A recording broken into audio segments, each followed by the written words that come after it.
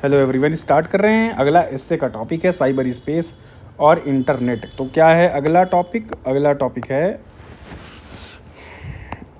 Cyber space और state कह रहा हूँ, साइबर स्पेस और इंटरनेट मानव सभ्यता के लिए दीर्घकालिक वरदान या अभिशाप। तो ये जो साइबर स्पेस या इंटरनेट है, ये हमारी जो सिविलाइजेशन ह्यूमन सभ्यता, इसके लिए दीर्घकालिक वरदान है या अभिशाप है। चलिए एक कोट से शुरू किया जाए। ये कोट किसका है? Sherrill Sandberg. किसका है? शेरिल सैंडबर्ग जी ने कहा है कि done is better than perfect, taking action in cyber security is crucial even if it is not. तो बहुत ज़रूरी है साइबर सिक्योरिटी में इफेक्ट क्या लेना, एक्शन लेना। भले ये परफेक्ट ना हो फिर भी एक्शन लेना ज़रूरी है। Done is better than perfect. Perfection के चक्कर में ना रहो, शुरुआत तो करो। देखो, कार्य का निष्पादन और उसकी परिपूर्णता से कहीं बेहतर है।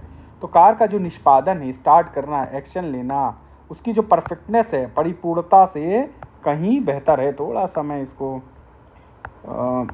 उसका विड्थ ज़्यादा है, थोड़ा कहीं बेहतर। भले ही साइबर सुरक्षा सर्वथा परिपूर्ण न हो, फिर भी इसके लिए कार्रवाई आवश्यकता की जानी चाहिए। ये किसने लिखा हुआ है? ये लिखा हुआ है शेरिल सैंडबर्ग ने। आइए स्टार्ट करते हैं। मानव इतिहास में क्या है, शुरू करते कहानी। मानव इतिहास में साइबर स्पेस और इंटरनेट का आगमन हुआ। ठीक है, सबसे परिवर्तनकारी विकासों में से एक रहा है। ठीक है, 20वीं सदी के उत्तरार्ध, ठीक है, में डिजिटल युग का प्रारंभ से इन तकनीकी नवाचारों ने हमारे संवाद करने, काम करने, अधिगम और वैश्विक स्तर पर समन्वय स्थापित करने के तरीके को फिर से परिभाषित कर दिया। भाई सही बात है, डिजिटल युग आ गया, सब ऑनलाइन चीज़ें हो रही हैं। ऑनलाइन कॉन्फ्रेंस कर रहे हैं मोदी जी, ऑनलाइन इनॉग्रेशन कर रहे हैं, ऐसे भी जाते हैं पर ऑनलाइन भी चीज़ें हो जाती हैं। तो काम करने का तरीका बढ़ा है, ये सब सारी चीज़ें हुई हैं। ऑनलाइन होने की वजह से फिजिकलिटी कम हो गई है। उन्होंने दूरियों को कम किया है। भाई ग्लोबलाइज वर्ल्ड, इंटरकनेक्ट हो गए, कनेक्शंस हो गया। भाई एक आदमी यहाँ रह रहा है, दुनिया एक यहाँ रह रहा है क्या, तो आपस में आना जाना तो ऐसे पॉसिबल है नहीं, क्योंकि ज्योग्राफिकल बाउंड्री है। पर इंटरनेट कनेक्शन के लिए क्या कोई बाउंड्री है? नहीं बाउंड्री है। ऑनलाइन आप कहीं का कनेक्ट हो सकते हैं, कहीं भी कनेक्ट हो सकते हैं, कहीं का प्रोडक्ट देख सकते हैं, कहीं का खान पान देख सकते हैं। यूट्यूब के ज़रिए देख लीजिए आप, कहीं का कुछ भी आप सर्च करिए मिल जाएगा। तो बहुत सारी जो बाहर की कंपनियां हैं ऑनलाइन हायर कर ले रही हैं। ठीक है, पहले ऐसे आना जाना होता था पर इंडिया में आती थी, अब ऑनलाइन कहीं भी देश से बैठे, ठीक है, आप आइसलैंड में बैठी है कोई कंपनी, वो इंडिया से हायर कर ले रही है ऑनलाइन। तो ये सब सारी चीज़ें होने की वजह से देखिए फ़ायदा तो हुआ ही है। ठीक, आर्थिक विकास के लिए नए अवसर उत्पन्न किए हैं और उद्योगों में क्रांति ला दी है। हालांकि जैसे जैसे हम 21वीं सदी में आगे बढ़ते जा रहे हैं, ये निर्धारित करना अधिक महत्वपूर्ण हो गया है कि साइबर स्पेस और इंटरनेट अंततः मानव सभ्यता के लिए दीर्घकालिक वरदान है या अभिशाप। तो भाई क्या इसमें फ़ायदा है, घाटा है क्या? अभी भी हम कंफ्यूज है, और आइए देखा जाए, कन्फ्यूज़न दूर किया जाए। तो इससे का शुरुआत यहाँ से इंट्रोडक्शन से कर दिया गया, ये इंट्रो मार दिया यहाँ पे। आइए अगला देखा जाए। इंटरनेट का सबसे स्पष्ट लाभ यह है कि यह अद्वितीय स्तर की कनेक्टिविटी प्रदान करता है। और इंटरनेट की शुरुआत के बाद विश्व के विभिन्न हिस्सों के लोग ऐतिहासिक रूप से तुरंत संवाद स्थापित करने में सक्षम हो गए। परिवार, मित्र और सहकर्मी अब सोशल मीडिया प्लेटफार्मों पर, मैसेजिंग ऐप्स पर और वीडियो कॉन्फ्रेंसिंग टूल्स की बदौलत वर्चुअली संपर्क में रह सकते हैं। भाई आप ऑनलाइन ऐप यूज़ कर रहे हो, व्हाट्सएप से आप ऑनलाइन बात कर रहे हो, इतने सारे सोशल मीडिया प्लेटफॉर्म से इन सबसे आप जुड़े हुए हो, फेसबुक है, ट्विटर, इंस्टा है, क्या क्या। इससे न केवल व्यक्तिगत संबंध सुदृढ़ हुआ है, बल्कि अंतर्राष्ट्रीय व्यापार और कूटनीति में भी मदद मिली है। किसमें? कूटनीति में भी मदद मिली है। इससे आर्थिक विकास और नवाचार के लिए उत्प्रेरक रहा है।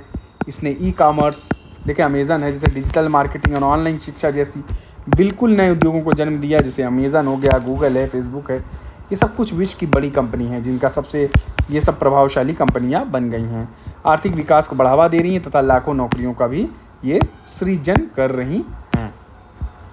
इंटरनेट द्वारा सक्षम रिपोर्ट वर्क कल्चर के उद्भव ने भी इंटरनेट द्वारा सक्षम रिमोट वर्क कल्चर, भाई कहीं और बैठा है, बाहर की कंपनी है, मेरे मित्र लोग हैं, वो बाहर की कंपनी उनको हायर किए, काम इंडिया में कर रहे हैं, वर्क फ्रॉम होम करें। तो इन रिमोट वर्क कल्चर के उद्भव ने भी महत्वपूर्ण प्राथमिक प्रभाव डाला है। यह कंपनियां वैश्विक प्रतिभाओं का लाभ उठाने लागत काम करने। तो ये जो कंपनियां हैं ये वैश्विक प्रतिभाओं का लाभ, वैश्विक प्रतिभा कौन है? हम ही लोग हैं, प्रतिभाशाली लोग हैं, ठीक है। नौकरी तलाश कर रहे हैं प्राइवेट सेक्टर में, नहीं तो सरकारी सेक्टर में आप तलाश कर रहे हैं। प्राइवेट में जाते तो इतना मारा मारी नहीं आप लोगों को करनी पड़ेगी, ठीक है। करनी पड़ेगी पर इतनी तो नहीं करनी पड़ेगी। आप 8-8, 6-6 साल, 5-5 साल से तैयारी कर रहे हैं यूपीएससी, पीसीएस। तो वैश्विक प्रतिभाओं का ये कंपनियां लाभ उठा रही हैं और लागत कम करने और उत्पादकता बढ़ाने में सहायक सिद्ध हुआ है। इस रिमोट वर्क कल्चर ने कर्मचारियों को अब अधिक स्वतंत्रता और बेहतर कार्य जीवन संतुलन प्रदान किया, जिससे नौकरियों से संतुष्टि बढ़ी है और मानसिक स्वास्थ्य में सुधार हुआ है। पता नहीं सुधार हुआ है कि नहीं हुआ है, तो ये सब कहना है इनका। आइए देखा जाए, इंटरनेट का सबसे गहरा प्रभाव शिक्षा पर पड़ा है। ऑनलाइन पाठ्यक्रम, वेबिनार, देखिए मैं भी ऑनलाइन ही पढ़ा रहा हूँ। शैक्षणिक मदद कर रहा हूँ, पढ़ा क्या रहा हूँ, पढ़ाने लायक तो नहीं मैं। वेबिनार, शैक्षणिक प्लेटफॉर्म ने विश्व भर के लाखों लोगों के लिए उच्च गुणवत्ता वाली शिक्षा, क्या है, उच्च गुणवत्ता वाली शिक्षा सुलभ बना दी है। यह विशेष रूप से दूर दराज या वंचित क्षेत्रों में रहने वाले व्यक्तियों के लिए परिवर्तनकारी ना। भैया गांव देहात में जो रह रहे हैं, पहले कनेक्टेड नहीं थे, अब कनेक्टेड नहीं है, तो अब इंग्लैंड की कोर्सेरा से आप देखिए, कोर्सेरा की डिग्री आती, गांव में बैठा बंदा कोर्सेरा की डिग्री ले रहा है, ठीक है। जिनकी पारंपरिक शैक्षणिक संस्थानों तक पहुंच संभव पहले नहीं थी, तो ये सब दूरियां उरियां कम हुई हैं। इंटरनेट ने शोधकर्ता और शिक्षाविदों के बीच ज्ञान व सहयोग को साझा करने में मदद किया है। तो किसको जोड़ा है? शिक्षाविद को और शोधकर्ताओं को। वैज्ञानिक शोध पत्र, तत्शोध डेटा और शैक्षणिक संस्थान अब आसानी से ऑनलाइन उपलब्ध है, जिससे अंतर विषयक एवं अंतर्राष्ट्रीय शोध सहयोग की सुविधा मिल सकती है। क्या? अंतर विषयक एवं अंतर सरकारी शोध सहयोग की सुविधा मिल सकती है। इसने वैज्ञानिक खोज और नवाचार की गति को तेज कर दिया, जिससे चिकित्सा, प्रौद्योगिकी, पर्यावरण विज्ञान जैसे क्षेत्रों में सफलता मिली है। कहाँ पे? चिकित्सा में, प्रौद्योगिकी में, पर्यावरण में, ये सब सारी जगहों पे। इंटरनेट ने सामाजिक और सांस्कृतिक आदान प्रदान को बढ़ावा देने में महत्वपूर्ण भूमिका निभाई। सोशल मीडिया, भाई देखिए नॉर्मल बात है, जहाँ समझाने वाली वहाँ मैं समझा दूंगा, ये नॉर्मल है। सोशल मीडिया, ब्लॉग व ऑनलाइन कम्युनिटी के माध्यम से विभिन्न संस्कृतियों और पृष्ठभूमि के लोग अपने अनुभव, विचार और दृष्टिकोण साझा कर सकते हैं। तो क्या साझा कर सकते हैं? अलग अलग पृष्ठभूमि के लोग अनुभव, विचार, दृष्टिकोण साझा कर सकते हैं।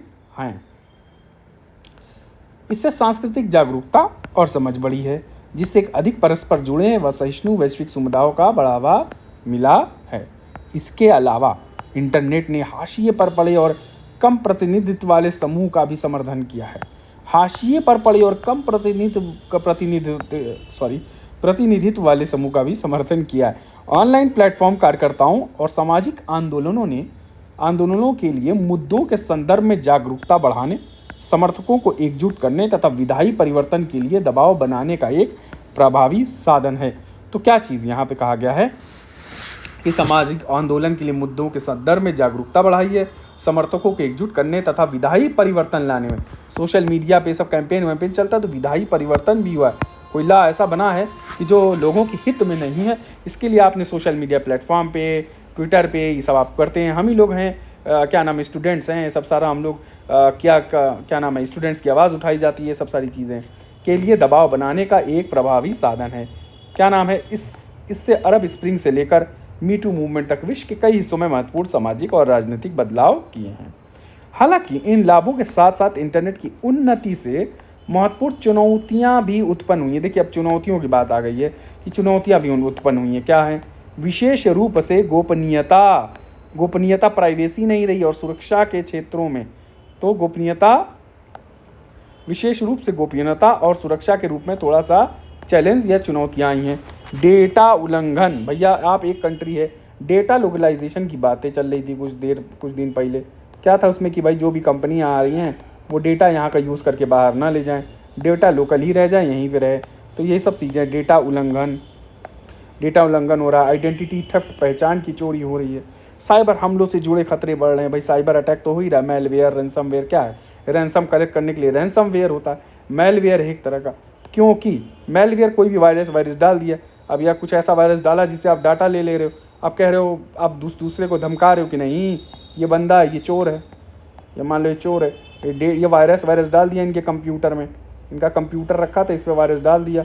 अब ने कहा नहीं हम तुम्हारा डेटा ले लेंगे, बोल रहा है इससे कि हम तुम्हारा डेटा लेंगे, हमें पैसा दो, पैसा इसको चाहिए, इसको पैसा लेना है। तो ये सब सर ये रैंसमवेयर हो गया, ठीक है, ये सब सारी चीज़ें। आइए आगे देखा जाए। डेटा उल्लंघन ये सब हम देख चुके हैं ऑनलाइन, ठीक है। अधिक व्यक्तिगत डेटा और साइबर हमलों से जुड़े खतरे बढ़ गए हैं, क्योंकि अधिक व्यक्तिगत डेटा जिन्हें ऑनलाइन रखा जाता है साझा किया जा रहा है। इन घटनाओं ने डिजिटल अवसंरचना में कमजोरियों को रेखांकित किया, जो मजबूत डेटा सुरक्षा उपायों की तत्काल आवश्यकता को उजागर करता है कि भैया बहुत ज़रूरी है, डेटा चोरी हो रही है, और डेटा जब चोरी हो तो डेटा का किस तरह से इस्तेमाल होता है इस पर देखा जा रहा है कि गलत तरीके से भी इस्तेमाल हो रहा है। चलिए आइए, इसके अलावा क्या सरकारी निजी कंपनी दोनों द्वारा निगरानी तकनीकों के प्रारंभ ने गोपनीयता व नागरिक स्वतंत्रता के ह्रास के संदर्भ में चिंताएं बढ़ा दी हैं। डेटा, देखिए थोड़ा सा प्रोनाउंसिएशन कुछ गलत होगा तो माफ़ करिएगा। डेटा ट्रैकिंग, फेशियल रिकॉग्निशन और अन्य निगरानी उपकरणों के व्यापक उपयोग ने एक बिग ब्रदर परिदृश्य स्थापित किया है, जहां व्यक्तियों की प्रत्येक गतिविधि पर नज़र रखी जा सकती है। भाई ऐप में स्टोरेज परमिशन आप देते हो, जैसे ही स्टोरेज परमिशन आपने दिया सब उसके पास है, और जो कंपनी ऐप चला रही सब आपका एक्सेस कर सकते हैं, आपने दे दिया, उसे रिकॉर्ड किया जा सकता है। इससे भयावह भविष्य की आशंकाएं बढ़ गई हैं, जहां गोपनीयता अतीत की बात हो जाएगी, हर कोई एक दूसरे का गोपनीयता जानेगा। चलो आओ, यद्यपि इंटरनेट के अनेक लाभ हैं, लेकिन इसके परिणाम स्वरूप असमानता भी बढ़ रही है। असमानता कैसे बढ़ रही भैया? डिजिटल डिवाइड माने कुछ लोग को जानकारी है डिजिटल की, कुछ को नहीं है, तो यही डिवाइड हो गया अलग अलग। जिनके पास इंटरनेट व डिजिटल तकनीकों तक पहुँच है और जिनके पास नहीं है, के बीच अंतर को संदर्भित करता है। तो भाई डिजिटल का जो इस्तेमाल कर ले रहे हैं, जो नहीं कर पा रहे, दोनों में फ़र्क है, तो डिजिटल डिवाइड का काम हो रहा है। यह अंतर प्रायः सांख्यिकीय, क्षेत्रीय और सामाजिक आर्थिक आधार पर उत्पन्न होता है। ये जो अंतर प्रायः जनसांख्यिकीय, क्षेत्रीय और सामाजिक आर्थिक आधार पर उत्पन्न होता है, जिसमें वंचित समूह पीछे छूट जाते हैं। विकासशील देशों में इंटरनेट तक का पहुंच प्रायः बुनियादी अवसंरचना, लागत और डिजिटल साक्षरता जैसे कारकों द्वारा सीमित होती है। तो विकासशील देशों में क्या है कि इंटरनेट तक जो पहुंच है वो प्रायः बुनियादी अवसंरचना, लागत और डिजिटल साक्षरता जैसे कारकों द्वारा सीमित होती है। परिणाम स्वरूप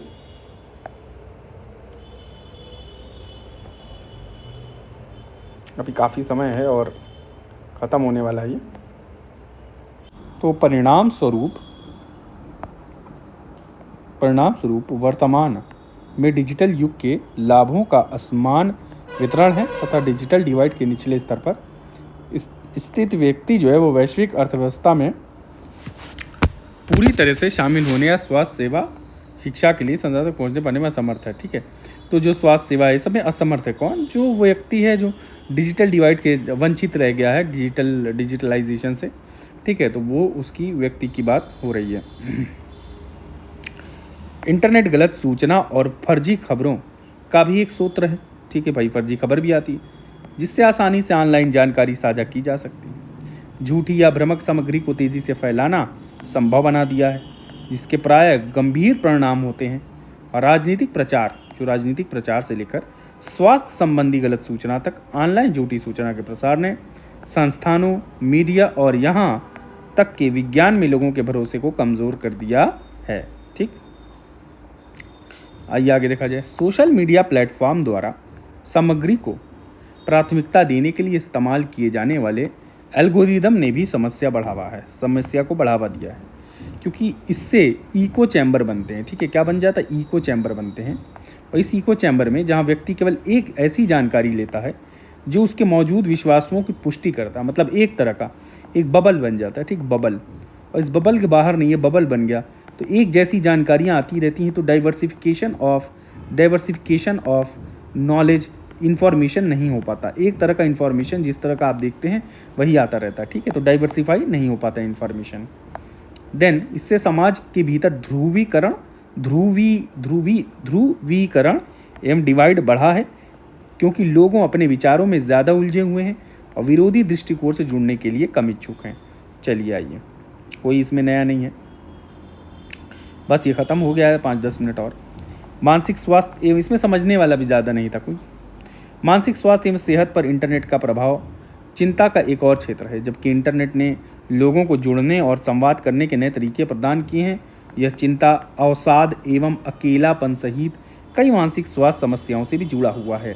लगातार संपर्क और एक क्यूरेटेड ऑनलाइन व्यक्तित्व को बनाए रखने के दबाव से तनाव एवं बर्नआउट हो सकता है, विशेषकर युवा पीढ़ी के बीच में। सोशल मीडिया विशेष रूप से आत्मसम्मान और शारीरिक छवि पर नकारात्मक प्रभावों से जुड़ा हुआ है, क्योंकि उपयोगकर्ता प्रायः सुंदरता एवं सफलता के अवास्तविक मानकों के संपर्क में आते हैं। देखिए, ये वाली लाइन समझने वाली ज़रूरत है। क्या है इस लाइन में कि सोशल मीडिया विशेष रूप से आत्मसम्मान और शारीरिक छवि पर नकारात्मक प्रभावों से जुड़ा हुआ है, क्योंकि उपयोगकर्ता प्रायः सुंदरता एवं सफलता के अवास्तविक मानक, जो वास्तविक मानक नहीं है, इस पे जो सुंदरता, सफलता आप बनना चाहते हैं, बहुत अच्छा बनना चाहते हैं, सोशल मीडिया पे आपको पॉइंट्स चाहिए, नंबर्स चाहिए, बहुत सारी चीज़ें, तो ये अवास्तविक मानक है, इसके संपर्क में आते हैं। और साइबर बुलिंग और ऑनलाइन उत्पीड़न भी प्रचलित मुद्दे हैं, जो पीड़ित के मानसिक स्वास्थ्य के लिए गंभीर परिणाम है। एक वर्चुअल रियलिटी में जी रहा आदमी, VR पता है ना आपको, वर्चुअल रियलिटी में जी रहा, जो दिख रहा है आप मोबाइल पे दिखा कुछ और रहे हो, और आप रियल में हो, बहुत डिप्रेशन में दिखा रहे हो कि आप बहुत अच्छे में हो, दूसरे भी देख रहे हैं डिप्रेशन में, पर कह रहे हैं अरे तो बहुत बढ़िया से रह रहा है। तो एक दूसरे के जीवन पे भी असर पड़ रहा है। लोग हर चीज़ तो खाना पीना हर चीज़ तो डाल देते हैं यार।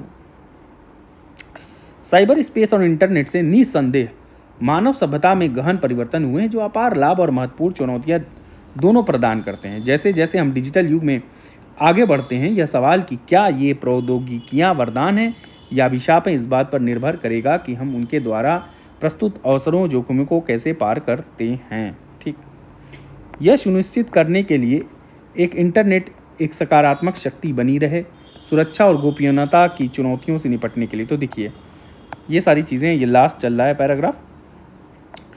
यह सुनिश्चित करने के लिए इंटरनेट एक सकारात्मक शक्ति बनी रहे, सुरक्षा और गोपनीयता की चुनौती से निपटना है, डिजिटल साक्षरता के में अंतर को कम करना है। तो सब लोग डिजिटल साक्षरता मतलब सब लोग डिजिटलाइज हो जाएं, जाने उसके अंतर को कम करना है, जो डिवाइड है, डिजिटल डिवाइड। डिजिटल सोच को प्रोत्साहित करना है एवं नई तकनीकी प्रगति के नैतिक व नैतिक निहितार्थों को ध्यान में रखना महत्वपूर्ण होगा।